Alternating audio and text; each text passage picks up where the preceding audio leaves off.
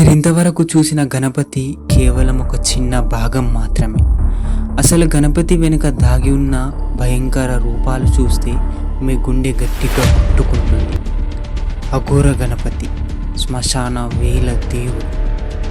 మొదట మాట్లాడుకుందాం అఘోర గణపతి గురించి. ఈ రూపంలో గణపతి శ్మశాన భూమిలో కనిపిస్తాడు. కపాలాలు, అగ్ని మరియు శూన్యం ఇవే అతని చిహ్నాలు.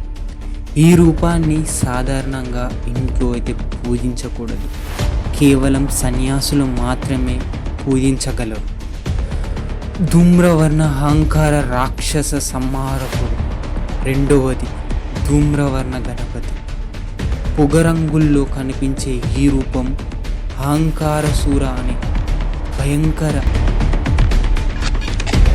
రాక్షసుని చంపింది. సూర్యుడి అహంకారం వల్ల పుట్టిన ఈ రాక్షసుడు 3 లోకాలను వణికించాడు. వికట భయంకర రూపం. మూడవది వికట గణపతి. భయంకర మరియు భీకర రూపంలో కనిపించే ఈ అవతారం కామాసుర అనే కోరిక రాక్షసుని చంపిండు. ఈ రూపం చూస్తే భయం అనిపిస్తుంది. ఇవి కేవలం మొదలు మాత్రమే. గణపతికి మరో 29 రూపాలు ఉన్నాయి.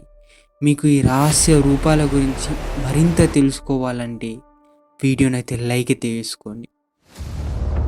మత్స్యాసురుని సంహరించిన రూపం.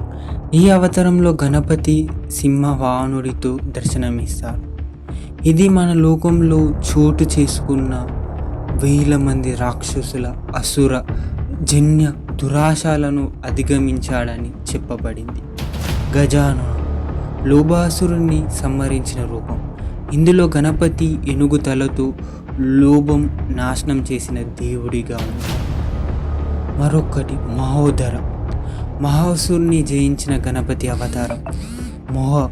సృష్టించిన మోహం మరియు మందం దాటేందుకు. ఇంకొకటి లంబోదర. కోపాసురుని సంహరించడానికి పెద్ద పుట్టతో వచ్చిన రూపం. కోపాన్ని సముతుల్యం చేస్తాడు. విఘ్నరాజు. వివిధ రకాల ఆటంకులను తొలగించే అవతారం. ఇది భయంకరమైన శక్తులతో కూడి ఉంటుంది. 8 రూపాల వెనుకున్న అర్థాలు మన మనసుకు, ఆత్మకు పరమశాంతిని అందిస్తాయి. భయంకర రూపాలు కూడా మనలో దోషాలను తొలగించే ఒక సాధనమని గుర్తించాలి. గణపతి బప్ప మన జీవితంలో సాఫల్యం, శాంతి మరియు ప్రతిబంధ కళలను ఎప్పుడు తీసివేస్తుంటారు. మీరు ఈ రూపాల గురించి మరింత తెలుసుకోవాలి అనుకుంటే కామెంట్ చేయండి అండ్ వీడియోని అయితే షేర్ చేయండి.